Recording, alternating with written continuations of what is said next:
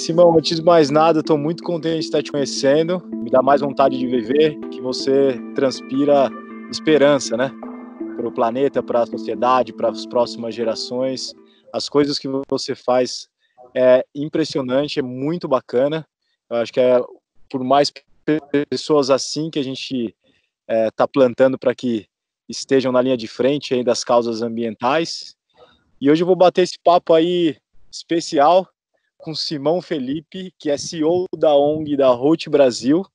Ele está muito direcionado, focado na causa aí que está ligada às praias, aos oceanos.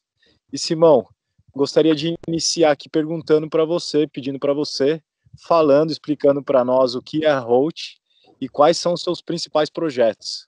Bom, primeiro é agradecer o convite do programa Off. Para mim é uma satisfação aí, tem tantos amigos, tantos parceiros. É um programa que fala tanto sobre mar. Então, é uma satisfação enorme e, claro, mais do que isso, estar junto com esse ícone aí, né? Ícone de bravura, de determinação, referência para nós aí, Pedro. Muito feliz de estar aqui contigo, meu irmão, fazendo essa troca aí. E, mais do que isso, falando do que para mim é uma missão de vida, né? De um propósito, algo que acabou acontecendo de uma forma até, de uma certa maneira, natural. Eu sempre fui um cara que busquei o melhor, né? Para um coletivo, melhor para a natureza. Então, a Roth foi um reflexo dessa busca, não só minha, mas de outras pessoas que fazem essa organização, né? Então, hoje nós somos uma organização que atua aqui no Brasil. Começamos numa ilha chamada Florianópolis, cercada de belas praias lá, e não tinha como, né, nascer numa ilha como aquela, conviver com tanta natureza, tanto mar, e não querer fazer algo por ela, né? E nós iniciamos o trabalho lá. Hoje, atualmente, eu moro e vivo no Rio de Janeiro, conduzo a Roth aqui, mas temos as atuações em vários cantos do Brasil aí, e a gente também montou uma base em Portugal e outra base na Califórnia, o que já é um grande desafio, né? A gente saiu, uma organização do terceiro setor, sair do Brasil e formar base na Europa, formar base nos Estados Unidos é bem desafiador. Foi um processo aí, está sendo ainda, né, um processo de evolução e aprendizado e descobertas, como é que a gente entende essa problemática, que é uma problemática global, e consegue posicionar a nossa intenção de mudança desse panorama que a gente vê do impacto do nosso consumo nos oceanos a nível global e não só Brasil, né? Então, a Roth tem essa missão de engajar pessoas e transformar elas para a gente buscar essa neutralização do impacto do nosso consumo. O nosso foco central são as praias, oceanos, mares, né? Mas a nossa atuação é voltada para o planeta, para a natureza como um todo. E qual que é a sua análise, assim, resumidamente, sobre esse panorama das praias brasileiras? E a gente tem percebido a situação das praias ao longo dos anos, né? Apesar a gente ter um aumento da concentração das pessoas, mas isso é um reflexo da superpopulação, e as praias sofrem com isso, né? Tanto as praias brasileiras, que eu tive a oportunidade de exercer essa missão em diversas praias pelo litoral do Brasil, do Nordeste ao Sul do país, desde Rio Grande do Sul a Fernando de Noronha, fazendo esse movimento de ir lá limpar, entender a problemática, e eu percebo que, de fato, a gente tem uma situação que ela beira, assim, eu acho que hoje a gente pode considerar uma condição que já está num ponto da gente despertar um alerta, né? Eu acho que eu não quero também trazer uma questão muito... Mas, para mim, é óbvio que eu tenho essa visão muito crítica do problema, porque eu vejo ele, então eu tenho esse sinal de alerta ligado o tempo inteiro. Para mim, eu acho que a gente já está numa condição que a sociedade precisa estar mais informada, as pessoas precisam saber, e mais do que isso, eu acho que o papel, exatamente esse papel que o OFF está fazendo nesse momento, né, e tu, consequentemente, também, né, Pedro, eu acho que esse papel da gente mostrar isso, apresentar essa problemática, e, claro, junto com isso, trazer soluções, mas o principal é trazer isso, que as pessoas vivem uma realidade de que, como se as coisas tivessem normais, e de fato, assim, infelizmente, não estão, né? A gente está num cenário crítico. Isso eu falo, de situações, por exemplo, como praias como o Mar de Fora, em Fernando de Noronha, que não tem presença pública praticamente lá, né? E recebe correntes que vão para a África. com impacto, todas as praias hoje do Mar de Fora, em Fernando de Noronha, têm um impacto do microlixo, que não é lixo originado na ilha, não é lixo consumido pelas pessoas da ilha. Ou mesmo em Maraú, por exemplo, na Bahia, que a gente tem litorais de quilômetros e quilômetros que vai margeando a praia, é resíduo internacional, resíduo nacional, então todo o perfil de impacto ali, e aí sem contar os ambientes como Rio de Janeiro, como São Paulo, que são praias densas e populosas, que aí tu tens essa questão do resíduo doméstico ali sendo impactado diretamente. Então, sabendo desse cenário, o que você acha que dá para ser feito para mudar isso? Você acha que isso é uma situação reversível? Essa é uma pergunta, Pedro, bem legal, porque eu tenho feito ela pelo menos aí os últimos 10 anos. Eu me pergunto, e eu acho que ultimamente ela tem variado conforme o meu estado de humor, de confiança e tudo mais. É óbvio que todo mundo tem essa variação, eu procuro sempre manter um equilíbrio de confiança lá em cima, mas é bem difícil, cara. Tem momentos, de fato, que eu chego num patamar, e essa resposta é difícil por causa disso, porque tem momentos que eu chego num patamar que eu falo, cara, eu acho que não vai ter mais solução, mas na maioria dos dias eu acordo querendo batalhar e acreditar que sim, de fato é possível a gente reverter esse panorama que a gente está vivendo, né? E talvez esse pensamento positivo seja o grande carvão da minha vida, né? De acreditar que é possível mesmo mudar, acreditar que é possível fazer e fazer mais.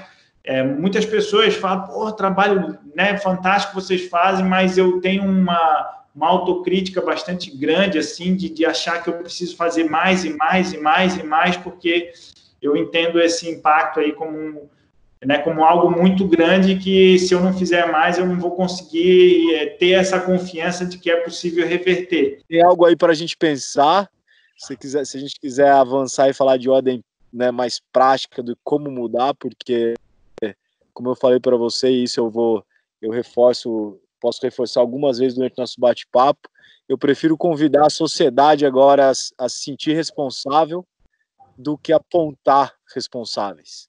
E aí, só para emendar aqui, para embalar a conversa, a sua sensibilidade quanto a observar na população uma conscientização, como que você sente isso? A gente está avançando, está estagnado, regrediu?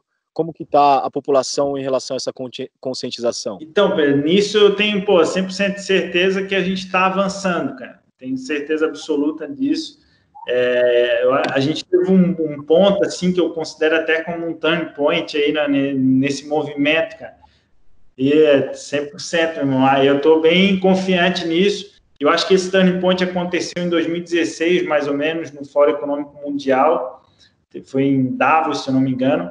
Mas eles teve um movimento, que é um movimento inglês, que chama Ellen MacArthur Foundation, que é uma mulher que tem um envolvimento muito grande com a parte de economia circular, desenvolveu essa organização, e eles criaram uma frase que é bem conhecida hoje, que é em 2050 haverá mais plástico do que peixe nos oceanos. E essa frase, eu considero ela como um divisor de águas no nosso trabalho. Até 2016, a gente ainda era considerado eu me lembro de ouvir de algumas pessoas que era loucura isso que a gente fazia, que não ia dar certo, ou que não funcionava, que não dava resultado. Então, até 2016, eu tinha esse processo, era difícil falar com empresas, ninguém entendia direito o propósito, era uma coisa sempre subjugada, né? E depois de 2016, com essa informação que foi colocada no Fórum Econômico, a gente teve uma abertura gigantesca para debate, para construção de diálogos como esse que a gente está tendo aqui, né? De pensar em soluções, como é que a gente faz esse engajamento, como é que a gente faz essa união, já que a gente está percebendo essa sensibilização maior da sociedade. Com certeza, grande parte do problema encontra-se na nossa casa, e uma ação bem simples é a gente entender o nosso consumo como energia, né? A gente tanto consome para o nosso alimento, depois a gente tem a questão do descarte, e tudo que a gente vê ali gerenciando no nosso dia a dia é uma energia, e o lixo também né? De uma certa maneira, a gente está falando de carbono, o plástico é o petróleo, que foi retirado lá dos oceanos, foi refinado e transformado numa embalagem que a gente consumiu, e quando a gente faz esse descarte, se a gente não fizer da maneira correta, é óbvio que a gente vai estar não só com os oceanos, mas a gente tem a situação no Brasil de aterros, por exemplo, inclusive em várias cidades do Brasil eu já visitei aterros, e esse impacto está ali. E nisso eu trago já essa visão aí que tu colocou das empresas, que elas têm um papel crucial. O primeiro de todos é elas enxergarem essa relação de impacto, né? A gente tem um estudo de impacto e as empresas hoje estão cada vez mais despertando para isso e criando áreas, departamentos dentro das suas organizações para estudar esse impacto que causam, né? A gente está vendo as empresas, umas sendo pressionadas e outras despertando de forma genuína para essa mudança. Para emendar nosso bate-papo aqui, a próxima pergunta vai finalmente para o público, né?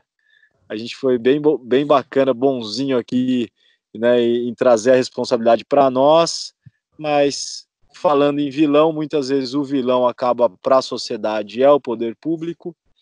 E aí eu pergunto para você, qual é o papel das entidades públicas nesse processo? Tão forte, tão importante quanto a gente falou da sociedade e das empresas. Eu acho que isso é parte do pilar, né, que a gente tem no mundo, né? E aí o gestor público entendeu o seu papel. E hoje, particularmente, assim, eu já fui uma pessoa bastante descrente com a gestão pública, principalmente no Brasil, mas de uma certa maneira, apesar do cenário caótico, mas eu tenho sentido, e aí talvez, eu não sei se vai, o resumo da minha conversa é que eu seja uma pessoa otimista, mas de fato eu tenho sentido em alguns pontos, né, e alguns trabalhos pontuais aí que eu tenho acompanhado, pessoas com propósito de trabalhar com qualidade, com embasamento, né? A geração de leis a partir de um embasamento, né? A gente tem um país que foi construído a partir de leis muito demagogas, que não tinham embasamentos técnicos e tudo mais, e eu tenho visto, principalmente nessa área, a partir, por exemplo, de parceiros nossos, como o Instituto Lixo Zero Brasil, o próprio Trata Brasil, que é um movimento de saneamento básico, né? A gente tem essas organizações que estão se unindo com a gestão pública e trazendo, aí sim, soluções que eu vejo que são fundamentais e são exclusivas do papel do poder público. É claro que, assim, a gente, infelizmente, tem aí uma política ambiental no país hoje que não está condizente com os propósitos que a gente busca, mas é isso, a nossa confiança é entender que outros gestores públicos possam exercer esse papel e suprir essa carência que, infelizmente, o nosso país está tendo hoje nessa parte ambiental. Simão, eu estou aqui a mais de 2.000 metros de altitude, o sinal da internet às vezes fica melhor em um lugar, melhor em outro, eu dou uma corrida aqui para alguns pontos, eu mudei de lugar, estou com um sinal um pouco melhor e sedento para te fazer mais perguntas, que a gente está caminhando aqui para a reta final do nosso bate-papo, e para mim chegou o momento mais importante, o mais legal dessa conversa, que é quando a gente apresenta, discute, fala, dialoga, né, tem o diálogo sobre as soluções do cotidiano. Quais seriam as preocupações, né, para que a gente consiga realmente, de forma prática, preservar as praias e embalando aí, né, o impacto do lixo nas praias, e quais são algumas iniciativas que as pessoas podem procurar para ajudar na limpeza desses lugares que a gente gosta tanto de contemplar. Pô, legal, Pedro. Eu também sou fascinado por soluções. Um bom tempo a gente se conheceu como uma organização que criava e promovia soluções, e hoje a gente entendeu, né, se conhecendo melhor, que a gente promove mais o engajamento e a solução acaba sendo uma consequência, e na verdade o engajamento é como se fosse uma solução, né, quando tu engaja as pessoas. Isso também funciona dentro da nossa casa, né? Claro que a partir do momento que o cidadão, as pessoas conseguem adquirir informações, e por isso a gente tem vários movimentos aí que eu posso citar, que as pessoas podem procurar essas informações, por exemplo, para o consumo doméstico, tem o Instituto Lixo Zero Brasil, que é um parceiro nosso, o próprio Trata Brasil, que traz um diagnóstico tão fantástico aí e, ao mesmo tempo, assustador da nossa problemática de saneamento básico, né? O Instituto Lixo Zero Brasil traz as informações sobre a parte do nosso consumo, como fazer o descarte melhor dele, né? E como que a gente pode melhorar também as nossas decisões e hábitos de consumo.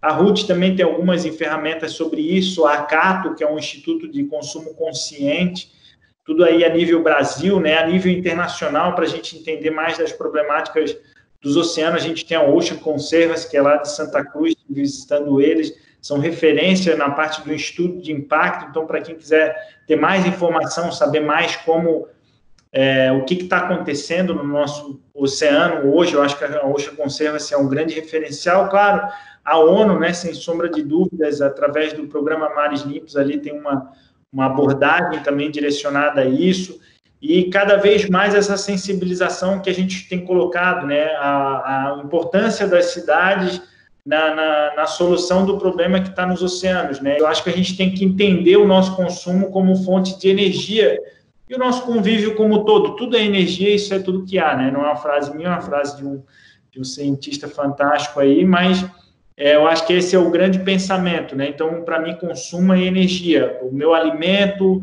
o que eu visto, né? Isso é tudo fruto de uma planta que teve uma energia para poder se desenvolver, usou a energia do sol para crescer, virou um algodão, e aí dentro desse processo teve uma fabricação industrial, teve um gasto de energia. Então, como a gente equilibra essa energia do nosso consumo, da nossa existência, é o grande passo. E aí eu tenho feito isso, buscar equilibrar o meu consumo. Então, hoje eu tenho na minha casa, eu fiz um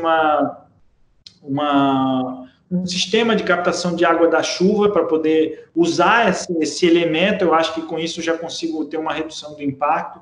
Eu me questiono muito sobre quando eu vou comprar algo, se eu realmente preciso daquilo. Eu tenho usado muito essa pergunta, e eu acho que essa pergunta ela é uma pergunta transformadora. A partir do momento que vai exercer o papel de consumir, tu tem que se questionar se eu preciso daquilo, e isso tem a ver também com sobra de alimento, né? A gente é uma raça né, a raça humana, que acaba tendo um desperdício muito grande na sobra de alimento. Então, ter a consciência daquilo que você vai consumir, a energia que você realmente precisa para gastar, se ela vai estar atendendo aquilo. Um exemplo prático disso por exemplo, o lixo de banheiro, em algumas cidades que ele é obrigado a se tornar um rejeito, né? Outro tipo de separação é o reciclável. Então, tu tem um espaço para te poder botar o reciclável. E para a gente botar o reciclado, é recomendado que todas as pessoas dentro de suas casas usem um saco transparente. Ah, Simão, por que o uso do saco transparente? Inclusive, a gente usa na RUT, nas nossas limpezas, quando a gente tem que fazer a destinação, um saco transparente que é feito de material reciclado. Então, a gente pega a sobra de plásticos que tem na indústria, transforma no nosso saco, e ele é transparente. Por que ele é transparente? Porque a cooperativa, as empresas de reciclagem, ou mesmo o catador, se esse saco tiver em algum ambiente que vai ter um catador, ele consegue enxergar o resíduo que está ali dentro. Então, por isso que é tão importante o uso do saco transparente reciclado, porque facilita a vida do catador, das cooperativas. Então, é tão importante. E aí, depois, a gente tem um saco compostável por resíduo orgânico. Hoje em dia é tão simples tu ter uma composteira em casa, composteira doméstica. É fundamental que toda casa, toda família tenha a sua composteira. E essas dicas têm muita relação também com o poder público. Por exemplo, hoje nós temos um sistema de lixo que passa um lixeiro e leva o lixo. E para uma criança, por exemplo, ou até mesmo para um adulto, você vai perguntar para ela para onde vai o lixo, é como se fosse uma mágica. Sim. Apareceu, ninguém sabe realmente, né? O rio faz isso também, né? Quando você lança um objeto no rio, você conta lá 30 segundos, o objeto desapareceu. Isso na consciência da sociedade é como, sumiu. E aí, quando você fala de gestor público ou de cargo público, a primeira mensagem que eu gostaria de deixar aqui na nossa reta final do bate-papo é que o termo público, eu acho que ele tem que ser bem entendido para quem almeja um cargo público. porque o público, o político, o poder público em geral, basicamente você está se candidatando a trabalhar para a sociedade.